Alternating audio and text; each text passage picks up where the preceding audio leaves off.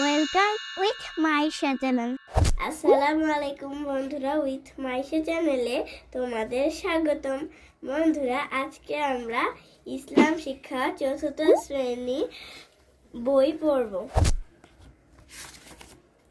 বিসমিল্লাহির রহমানির রহিম। প্রথম অধ্যায়, আকাইদ ও ইবাদত। আকাইদ একটি আরবি শব্দ। এটি একটি বহুবচন শব্দ, যার এক বচন হলো আকিদা। আকিদা শব্দটি এসেছে আকাদা থেকে, যার অর্থ হলো দৃঢ়ভাবে বাঁধা। অন্তরে যে দৃঢ় বিশ্বাস স্থাপন করা হয় তাকে আকিদা বলা হয়। মূলত ইসলামের মৌলিক বিষয়সমূহের প্রতি দৃঢ় বিশ্বাসী আকিদা। এই অধ্যায়ে আমরা আকাইদের কিছু গুরুত্বপূর্ণ বিষয় এবং কতিপয় ইবাদত সম্পর্কে জানব। মহান আল্লাহর সুন্দরতম নামসমূহ। মহান আল্লাহ আমাদের সৃষ্টিকর্তা। তিনি শুধু আমাদেরকে সৃষ্টি করেননি, সমগ্র বিশ্বজগৎ ও সৃষ্টি করেছেন। তিনি আমাদের লালন পালন সহ জীবন ধারণের জন্য প্রয়োজনীয় সব কিছু প্রদান করেন। তার অনেক গুণবাচক নাম রয়েছে। এই নামগুলোর মাধ্যমে আমরা মহান আল্লাহর পরিচয় লাভ করি। তাছাড়া আমাদের প্রতি তার অনুগ্রহ সম্পর্কেও জানতে পারি। আল্লাহ নামটি মহান আল্লাহর জাতি বা সত্তাগত নাম। আমরা সাধারণত এই নামে তাকে সম্বোধন করে থাকি। এছাড়াও তার আরও অনেক নাম রয়েছে, সেগুলো সিফাতি বা গুণবাচক নাম। এ নামগুলোকে আল আসমাউল হুসনা বলা হয়। এর অর্থ সুন্দরতম নামসমূহ। আমাদের প্রিয় নবী হযরত মুহাম্মদ সাল্লাল্লাহু আলাইহি সাল্লাম আল্লাহর সুন্দর নামসমূহ সম্পর্কে বলেছেন, আল্লাহর 99টি নাম আছে, একটি কম 100টি। যে ব্যক্তি সেগুলো মুখস্থ করবে সে জান্নাতে প্রবেশ করবে। সহিহ বুখারী।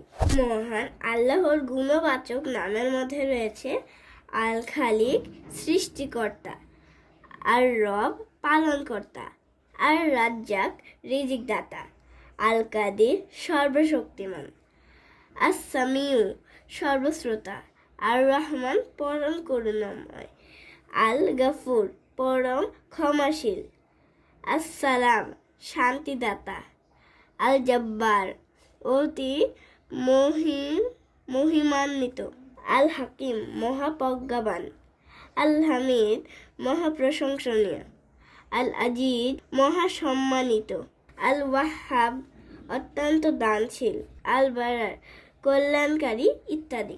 এবার আমরা মহান আল্লাহর কতিপয় সিফাতি গুণবাচক নামের তাৎপর্য সম্পর্কে জানব। আল খালিকু। খালিকুন অর্থ সৃষ্টিকর্তা। মহান আল্লাহর বিশ্বজগতের সব কিছুর সৃষ্টিকর্তা। এই পৃথিবী তারই সৃষ্টি।